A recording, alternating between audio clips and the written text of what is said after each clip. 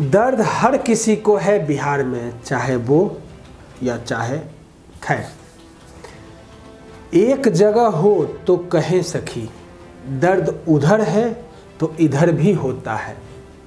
आज जब हमरे सियासत ने गठिया बांध लगा दिया हो और सांसद में फंसी जान हो तो किस किस पोर का इलाज करवाए सखी।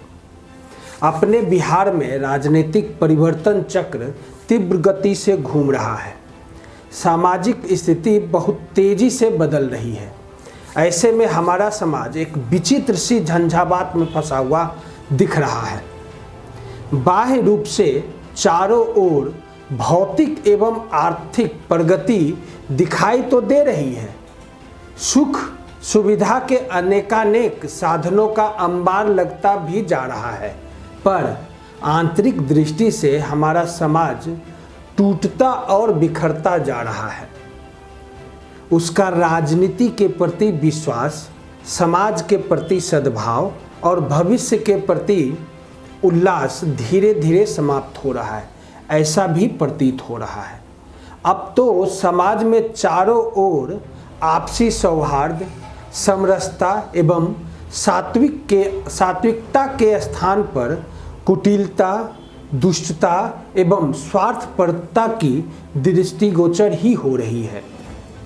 उसे संभालने और उचित मार्गदर्शन देने वालों की भी अभाव ही दिखाई दे रहा है।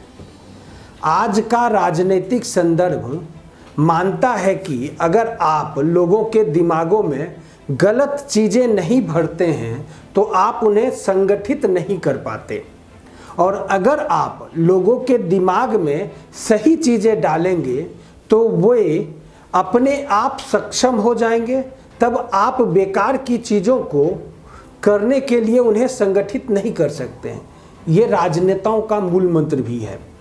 आज के परिदृश्य में बिहारी खबर ग्रुप की एक ही मूल मंत्र है, बिहारी समाज को सच्चाई से रूबरू करवाना, यानी तीव्रता के साथ क्रियाशीलता, यानी बिना सोचे बस अपने काम को करते जाना। कोई खास इच्छा नहीं, कोई खास लक्ष्य नहीं, कोई महत्वाकांक्षा नहीं, बस काम करते जाना है।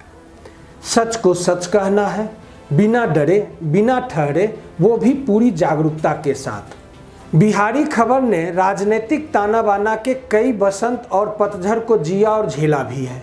कोरोना काल के बावजूद बिहार विधानसभा चुनाव के अंतिम बेला में भी बिहारी खबर बदलते बनते और बिगड़ते इस राजनीतिक ताना बाना और झोल की जमीनी समझ को आपको लबालब करने के लिए यह कार्यक्रम लाया है, जिसमें मैं यानी उमाशंकर सिंह आपको देश और बिहार के राजनीति के सभी रंग से अवगत कर आपके राजनीतिक सोच को सही रास्ता देने का कोशिश करूंगा।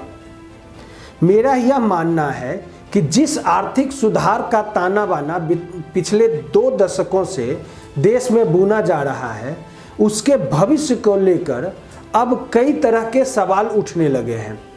यह लगने लगा है कि यह ताना बाना जमीन से ऊपर बुना जा रहा है। जमीन पर रहने वाले नागरिकों की जगह हवा में उड़ते उपभोक्ता के लिए अर्थव्यवस्था का खांचा बनाया गया है।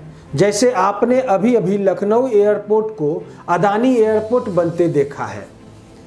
इसलिए कई सवाल एक साथ उठ सकते हैं। मसलन, क्या इन 20 वर्षों में संसदीय राजनीति भी जमीन से उठकर हवा में गोते लगाने लगी है?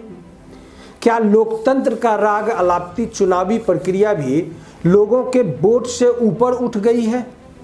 क्या सरकार का टिकना या चलना या जनता की आकांक्षाओं पर निर्भर नहीं करता? यानी कि यहाँ पे जनता सब कुछ नहीं दिखता। जनता से आपने वोट लिया, बाय बाय किया। क्या सत्ता का मतलब चुने हुए नुमाइंदों से हटकर कुछ और हो गया है? जाहिर है ये सभी सवाल राजनीतिक है। तो क्या यह मान लिया जाए कि असल में इस दौर में राजनीतिक शून्यता गहराती चली गई है और इस वक्त अपना बिहार एक ऐसे मुहाने पर आ चुका है या आकर खड़ा है जहां विकल्प का सवाल भी विकल्पहीन ही हो गया है।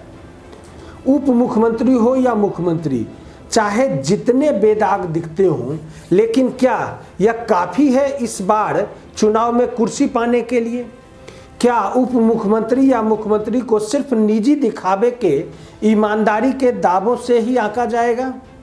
क्या उप मुख्यमंत्री या मुख्यमंत्री अपने मंत्रिमंडल के सदस्यों की जवाबदेही से बच सकते हैं? जैसे आपने मंगल पांडे का ढोंग देखा था जब वो मुजफ्फरपुर मामले में स्वास्थ्य मंत्री के तौर पर दिखे थे। वही नहीं, मुजफ्फरपुर सेल्टल मामले में मुख्यमंत्री जी संदेहास्पद चेहरा उनका दिखता रहता था। तो अब एक अहम सवाल यह भी है कि क्या दागदार लोग कभी बेदाग नीतियां बना सकते हैं? समय के मुखौटे ने लोगों को फंसा दिया है, यूं कि वे बिना इच्छा के अपने जीवन को आगे बढ़ाना ही नहीं चाहते। बहुत सारे लोगों ने इस महत्वपूर्ण प्रश्न के ऊपर सोचना कभी छोड़ा ही नहीं है, या कभी अब तो सोचते भी नहीं है। बिहारी खबर भी ऐसा नहीं करता। हमारा कहना है, या हमारे कहने का मतलब यह है कि हमारे पास एक चुनाव है। हम स्वयं अपने जीवन का मार्गदर्शन जारी रख सकते हैं, जिसका परिणाम एक शून्यता को लाएगा, या हम अपने जीवनों के लिए पूरे मन से अच्छे और बुरे का पीछा करना चुन सकते हैं, जिसका परिणाम पूर्णतया के जीवन, हमारे अपने हृदय की इच्छाओं का पूरा होना और संतोष एवं संतुष्टि को प्राप्त होने भर देना है। क्या आपने कीमत चुकाई है? क्या आप ऐसा करने की इच्छा रखते हैं? यदि ऐसा है तो आप अर्थ और उद्देश्य के लिए कभी भी भूखे नहीं रहेंगे। अब सरकार को ही नहीं, विपक्ष, साध्य और अभिशप्त, इन सभी को भी परखने की जरूरत है। और आज बिहार विधानसभा चुनाव के सभी गठबंधन का जो हाल है वह केंद्र से लेकर राज्यों तक में इस असहाय को जगाता है कि सत्ता बरकरार होने या रखने का मतलब राजनीतिक शून्यता से लवरेज होना ही है, जो कि आजकल बिहार में दिख रहा है। 2 चरण का मतदान हुआ।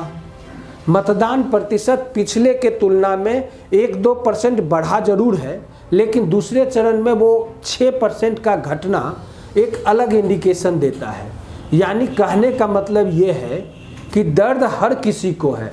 नेताजी का दर्द अलग है, आपके जैसे वोटर का दर्द अलग है, हम मीडिया वालों का दर्द अलग है।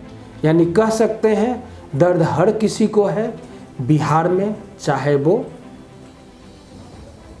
नेताजी हो, आप हो या हम हो। तो इस दर्द को भगाने का दवा भी हमें खोजना है, और ये इसका एक ही दवा है, आपका वोट। तो सही जगह वोट करिए, ज़रूर वोट करिए, और बिहारी खबर को भी टाइम दीजिए। बिहारी खबर का फेसबुक और यूट्यूब चैनल को लाइक, सब्सक्राइब और शेयर करना ना भूलें। आप कम से कम अपने 10 मित्रों के साथ बिहारी खबर का चर्चा करें और उनको हमारा लिंक शेयर करना ना भूलें। मैं उमाशंकर सिंह को आज दीजिए इजाज़त। आज के लिए इतना ही, फिर मिलते हैं। नमस्कार।